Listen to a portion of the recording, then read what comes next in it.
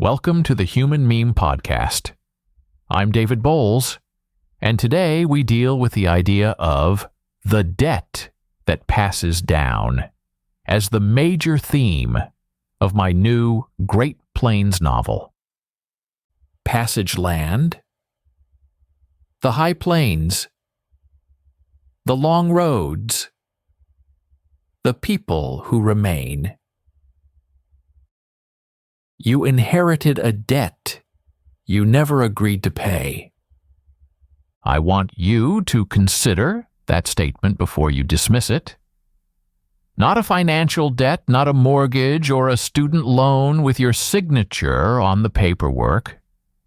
Something older, something that attached itself to your bloodline before you were born, before your parents were born, before anyone now living had any say in the matter.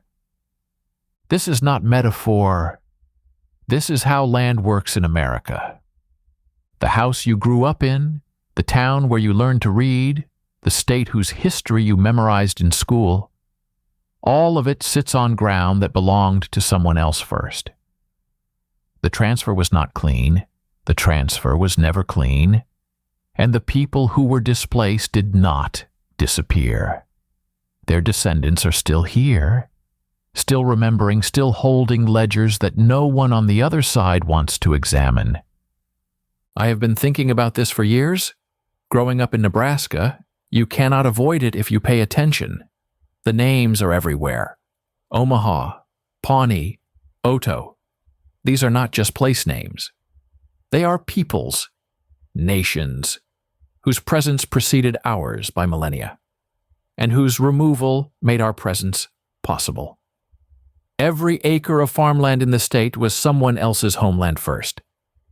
Every property deed traces back eventually to a taking. The question that will not leave me alone is this: what do you owe for something you did not do? Your great-great-grandfather homesteaded land that had been cleared of its original inhabitants. You did not clear it. You did not sign the treaties that were later broken. You did not march anyone to a reservation or take anyone's children to a boarding school designed to erase their language and their memory. You simply inherited the result. You were born into a house that sits on a foundation you did not pour, in a town that exists because someone else's town was destroyed. Is that debt yours? I wrote a novel called Passage Land to inhabit that question. Not to answer it. I do not think it can be answered.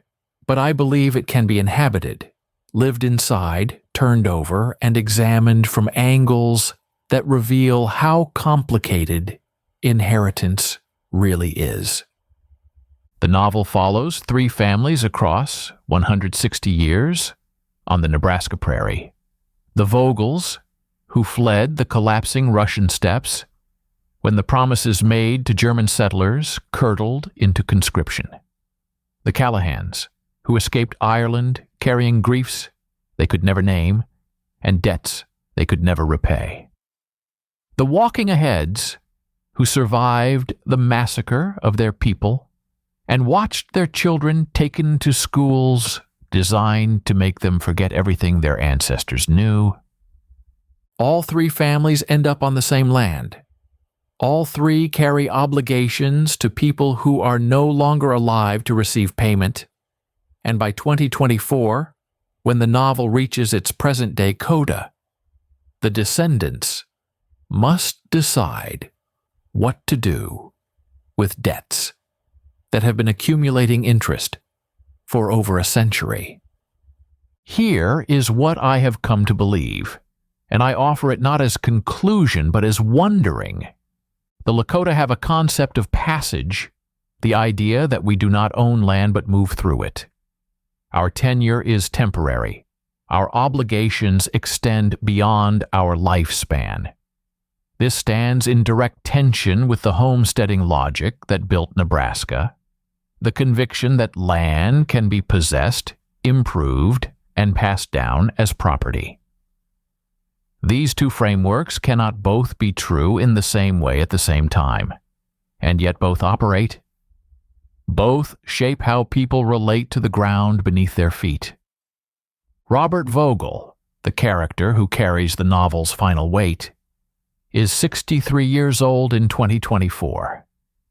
He is the last of the Vogel men still living on the original homestead. He has spent his entire life on land his family has held for over a century.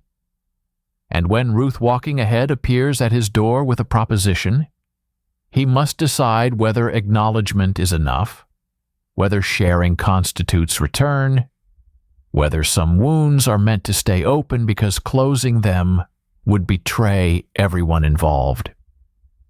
Ruth tells him something that has stayed with me since I wrote it. She says, "Sharing is not return."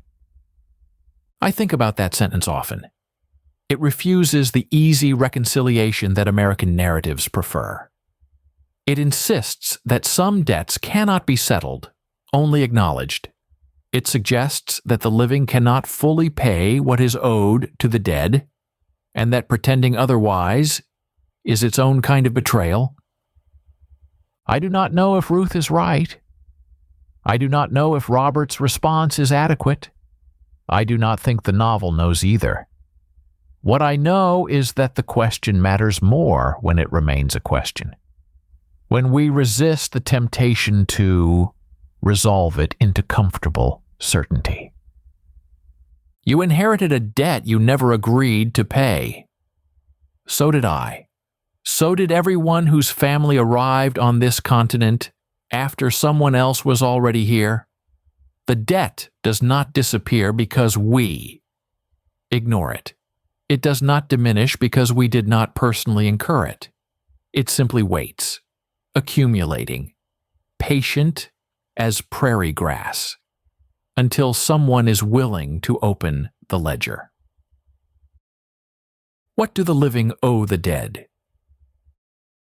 I do not know, but I suspect the answer begins with willingness to ask.